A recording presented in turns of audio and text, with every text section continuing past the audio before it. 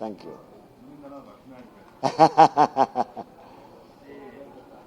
ವರ್ಷದಿಂದ ವರ್ಷಕ್ಕೆ ಅಭಿಮಾನಿಗಳ ಸಂಖ್ಯೆ ಜಾಸ್ತಿ ಆಗ್ತಾನೆ ಹೋಗ್ತಾ ಇದೆ. ಪ್ರತಿಯೊಬ್ಬ ಸ್ಟಾರ್ಗೂ ನಿಮ್ಗೆ ಅದು ಡಬಲ್ ಆಗ್ತಾ ಹೋಗ್ತಿದೆ, ದುಪ್ಪಟ್ಟಾಗ್ತಾ ಹೋಗ್ತಾ ಇದೆ.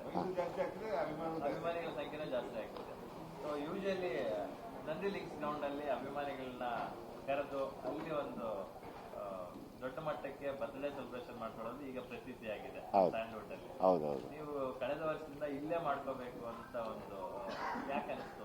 ಅದು ನಮ್ಮ ತಾಯಿ ಹೋಗೋ ಮೂಮೆಂಟಲ್ಲಿ ನಾನು, ಕೀರ್ತಿ, ನಮ್ಮ ಅಕ್ಕದಿರು ಎಲ್ಲ ಒಟ್ಟಿಗೆ ಇದ್ದವರು. ನಮ್ಮ ತಾಯಿ 23 ದಿವಸ ಅವರೇನು ಸಾವು ಬದುಕಿನ ಮಧ್ಯೆ ಹೋರಾಡ್ತಿದ್ರು. ಅವಾಗ ಅದನ್ನು ತೋಡಿ ತುಂಬ ನಾವು 4 ಜನ ಮಕ್ಕಳು ಕೀರ್ತಿ ಸಮೇತ ತುಂಬ ತುಂಬ ಸಫರ್ ಮಾಡಿದ್ವಿ. ನಾವು ಅವ್ರನ್ನ ಬಿಟ್ಟಿರೋಕ್ಕೆ ಆಗಲ್ಲ. ಅಟ್ಲೀಸ್ಟ್ ಆ ವರ್ಷದಲ್ಲಿ ಬರ್ತಾ ಇರ್ತೀವಿ.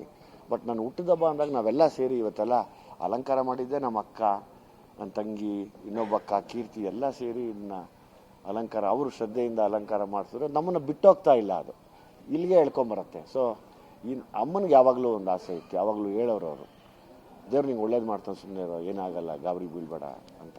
ಅದು ಹಂಗೆ ಆಗ್ತಾ ಇದೆ ನೀವು ಹೇಳ್ದಂಗೆ. ಎಲ್ಲರೂ ನಿಮ್ಮನ್ನ ಬ್ಲ್ಯಾಕ್ ಕೋಬ್ರಾ ಅಂತ ಕರೀತಿದ್ರು, ದುನಿಯಾ ವಿಜಿ ಅಂತ ಕರೀತಿದ್ರು, ಈಗ ಸ್ಯಾಂಡ್ವುಡ್ ಸಲಗ ಅಂತ ಕರೀತಾರೆ. ಹೌದು. ಬಟ್ ನಾವೇನೋ ಕೇಳ್ಪಟ್ವಿ, ನನಗೆ ವಿಜಯ್ ಅನ್ನೋ ಹೆಸರು ಬೇಡ, ನಮ್ಮ ತಾಯಿಯ ಕೊನೆಯ ಆಸೆ ಆಗಿದ್ದದು, ಇವತ್ತಿನ ನಾನು ವಿಜಯ್ ಕುಮಾರ್ ಅಂತ ಹೆಸರು ಬದಲಾಯಿಸ್ಕೊಂತ ಇದ್ದೀನಿ ಅಂತ ಹೇಳಿ. ಹೌದು, ನನ್ನ ಹೆಸರು ಇರೋದೇ ವಿಜಯ್ ಕುಮಾರ್ ಅಂತ.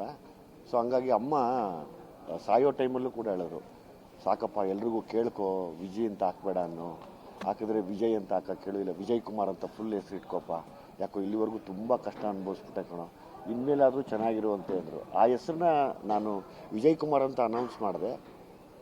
ತಾವೇ ಅದು ನನಗೆ ಅದೆಲ್ಲ ಹೆಲ್ಪು ಮಾಡಿದರೆ ಕೂಡ. ಅವ್ರು ಹೇಳಿ ಅದನ್ನು ತೀರೋದ್ರು. ಬಟ್ ನನಗೆ ಆ ಗೆಲುವು ಸಿಗ್ತಾನೇ ಇದೆ. ಹೌದಾಗಿದೆ. ವಿಜಿ ಅದು ವರ್ಕ್ ಆಗಲಿಲ್ಲ ನನಗೆ ಅದು.